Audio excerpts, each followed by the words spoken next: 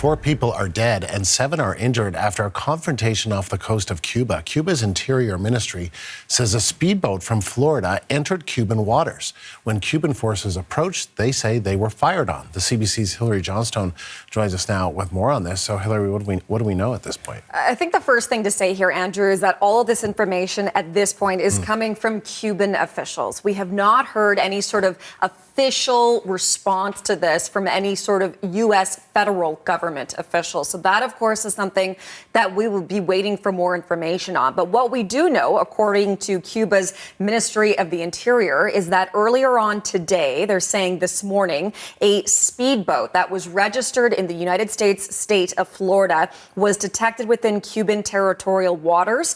They say that members of the Cuban Coast Guard, Border Guard, approached this vessel to try and demand identification. And according to Cuban officials, they say that is when people on this boat registered in Florida fired upon those Cuban officials, and they say that they returned fire. The Cuban side are saying that as a result of this, 4 people that were on that vessel registered in Florida are dead and that another 6 are wounded. They also say that 1 Cuban official on that boat, the Cuban boat, was also injured. They say that of these 6 people who were injured, that they were all taken off of that boat and were given medical attention. They have not said where they are at this point, though.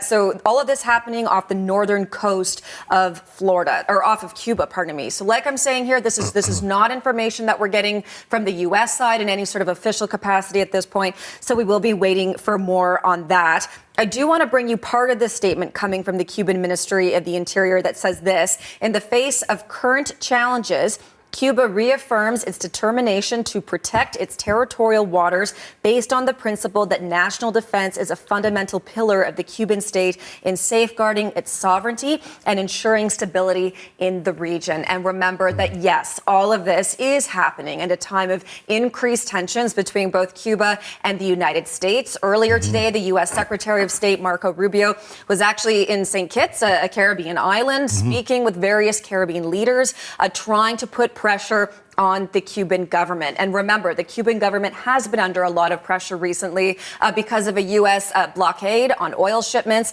Their main source of oil, which had been coming from Venezuela, of course, all of that was disrupted after the U.S. captured the Venezuelan leader last month. And the U.S. has also threatened tariffs on any nation that sells oil to Cuba at this point. So there has been a lot of tension in the region. And of course, you'll also know that Canadian airlines have also been canceling or reducing their flights to Cuba at this point. There is currently a avoid all non-essential travel to Cuba. That is the current advice right now from Global Affairs Canada. I just want to let our viewers know that what they were looking at is the U.S. Coast Guard vessels just off of Florida.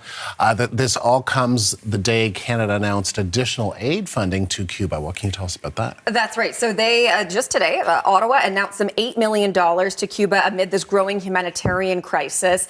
They say that this is funding to try and help make sure that people who are facing difficult humanitarian situations in Cuba have access to things such as food, nutrition. We also heard from Foreign Affairs Minister Anita Anand saying she hasn't discussed this with the U.S. Secretary of State Marco Rubio. Just finally here, one last important point. Even though we haven't heard from U.S. federal officials and all of this at this point, we have just in the past few moments heard from Florida's Attorney General, a Republican Attorney General on X, formerly known as Twitter, saying that he has directed his officials to work with federal and state officials and law enforcement to begin an investigation into all of this, saying in his words that the Cuban government cannot be trusted.